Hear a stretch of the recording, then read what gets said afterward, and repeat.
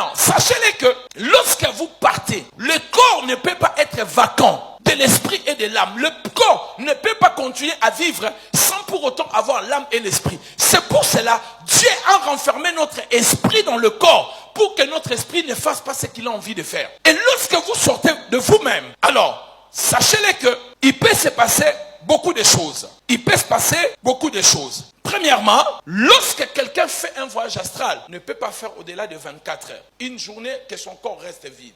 C'est pour cela qu'on a un musicien qui est mort ici parce qu'il était sorti de son corps et sa femme savait que son mari avait le mécanisme de faire des voyages astrales. Mais quand il a vu le temps passer et que son mari ne revenait pas, elle est partie ouvrir et toucher le corps. Son mari ne pouvait plus y rentrer. Vous comprenez? Parce qu'il est parti de lui-même. Il est parti sans guide. Et en partant dans le monde spirituel sans guide, vous pouvez rencontrer beaucoup de choses. Vous pouvez rencontrer des voleurs d'âme. On peut aussi vous empêcher de rentrer. Vous voyez le premier danger? Vous pouvez aussi rencontrer des entités dans le monde spirituel. Des anges qui entrent dans le monde ou qui sont en train de sortir. Dans ces embouteillages-là, dans cette bataille qui se passe dans le monde spirituel, comme l'ange de Perse s'opposait à Gabriel et Michael est venu pour intervenir. En ce moment-là, si toi, tu es sorti par tes voyages astrales de manière mystico-spirituelle et que tu te rencontres dans de telles batailles, tu ne rentreras pas parce que tu n'as pas un guide. Personne ne t'a fait sortir, personne ne te contrôle, personne ne te dirige, personne ne te montre ces choses-là et qui va te protéger. Alors, faites très attention à certains enseignements où on vous parle des sorties du corps, où on vous dit que vous pouvez voyager de vous-même, vous pouvez partir, ce n'est pas biblique et vous ne devez pas le faire. Des fois même, si toi tu es sorti, tu fais des voyages astrales et que tu es un esprit humain dans le corps d'une personne, on est en train de te chasser, de t'envoyer le feu. De là où tu es, il peut y avoir une réclamation, on t'arrête et tu meurs là-bas. Tu ne rentres pas de ton corps. Enfin, je ne sais même pas pourquoi je vous parle de ces choses.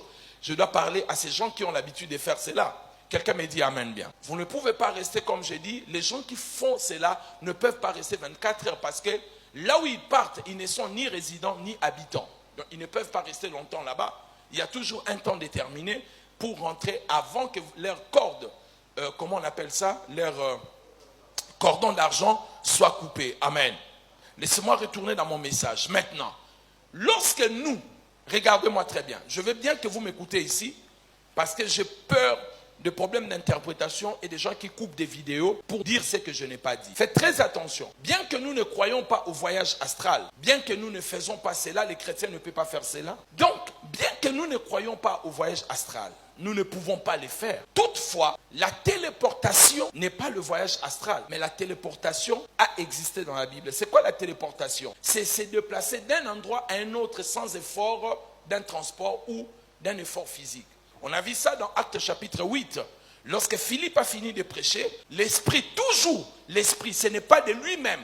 C'est l'esprit qui va l'enlever d'un endroit à un autre. Amen. C'est vraiment important ce que je suis en train de vous dire. Parce que les gens peuvent prendre ce genre de versets et mal l'interpréter. Ici, ce n'est pas Philippe qui a dit « je vais disparaître de moi-même ». C'est une activité de l'esprit. L'esprit lui-même va le prendre de l'endroit où il était, il le déplace dans un autre endroit, pas parce que Philippe lui-même le voulait, mais parce que l'esprit avait une mission qu'on devait prêcher l'énigme éthiopien. Mais la distance, là où Philippe s'est trouvé et là où l'énigme éthiopien s'est trouvé, c'était long. Et l'énigme éthiopien ne savait pas interpréter.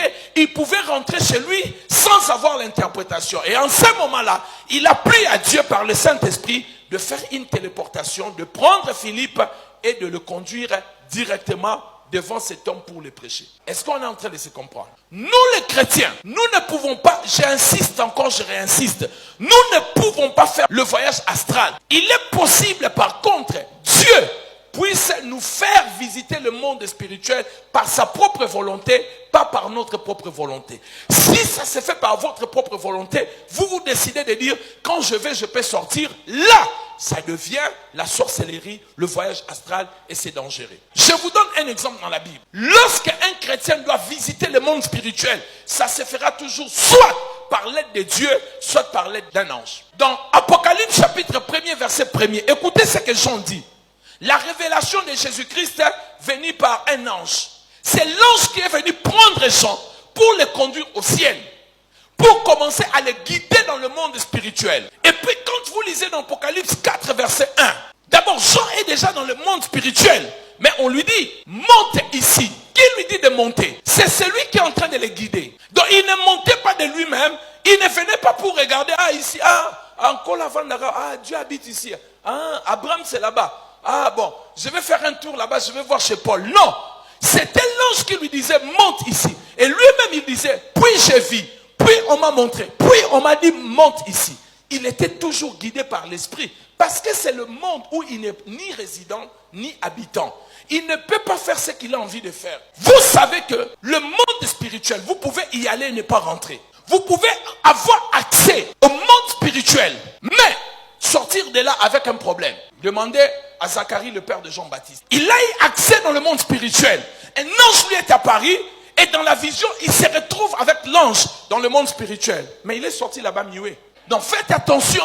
Ne prenez pas le monde spirituel comme si je peux faire ce que j'ai envie de faire. Non, ne le prenez pas comme ça. Donnez-moi un bon amen.